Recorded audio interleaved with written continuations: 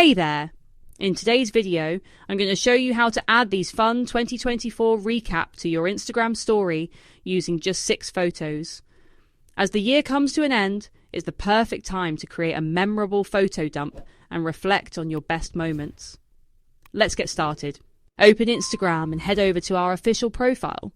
Once you're on the profile, tap on the highlight named 2024 Recap. Scroll through the highlight and pick the sticker that stands out to you. It's super easy.